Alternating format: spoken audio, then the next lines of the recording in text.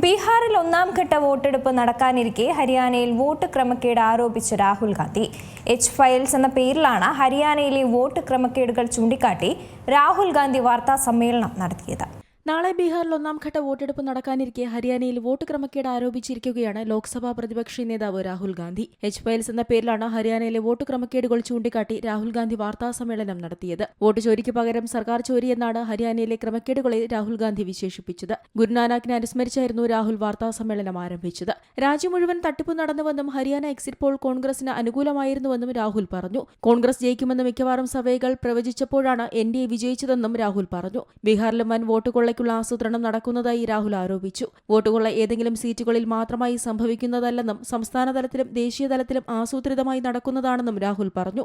കോൺഗ്രസിന്റെ വിജയം ഹരിയാനയിൽ അട്ടിമറിച്ച് പരാജയമാക്കി മാറ്റി. 100% തെളിവുകളുടെ അടിസ്ഥാനത്തിലാണിത് പറയുന്നതെന്നും രാഹുൽ കൂട്ടിച്ചേർത്തു. കോൺഗ്രസ് തോറ്റ 8 മണ്ഡലങ്ങളിൽ ആകെ വോട്ട് വ്യത്യാസം 22,729 മാത്രമാണ്. ഒരു യുവതിയുടെ ചിത്രം വാർത്താ സമ്മേളനത്തിൽ പ്രദർശിപ്പിച്ച രാഹുൽ ഇവരുടെ ഫോട്ടോ ഉപയോഗിച്ച് 22 തവണ 10 ബൂത്തുകളിലായി പല പേരുകളിലായി ഹരിയാന തെരഞ്ഞെടുപ്പിൽ വോട്ട് ചെയ്തെന്ന് വ്യക്തമാക്കി. നടന്നത് കേന്ദ്രീകൃത അട്ടിമറിയാണെന്ന് പറയാനുള്ള പ്രധാന കാരണം ഇതാണെന്നും രാഹുൽ പറഞ്ഞു. യഥാർത്ഥത്തിൽ മതിയസ് ഫെറാരോ എന്ന ഫോട്ടോഗ്രാഫർ എടുത്ത ബ്രസീലിയൻ മോഡലിന്റെ ചിത്രമാണിത്. ചിത്രത്തിലുള്ള ബ്രസീലിയൻ മോഡലിന്റെ പേരിൽ വോട്ട് ചേർത്ത് വോട്ട് ചെയ്തുവെന്നാണ് രാഹുൽ പറയുന്നത്.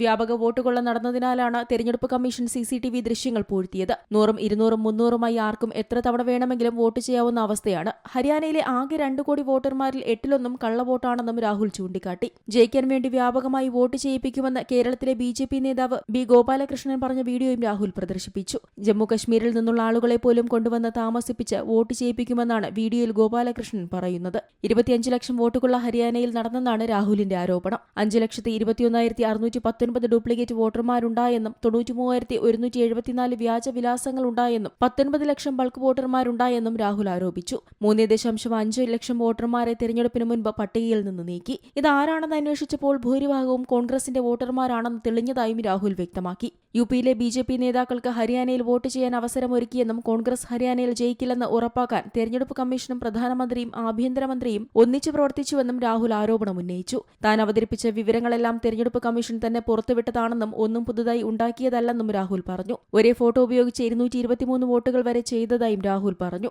2024 ഓഗസ്റ്റിൽ നടന്ന ഹരിയാന നിയമസഭാ തെരഞ്ഞെടുപ്പിൽ ആകെ 90 സീറ്റിൽ 48ലും ജയിച്ചാണ് NDA അധികാരത്തിലേറിയത്. കോൺഗ്രസ് സഖ്യത്തിന് 37 സീറ്റിൽ മാത്രമാണ് ജയിക്കാൻ കഴിഞ്ഞത്.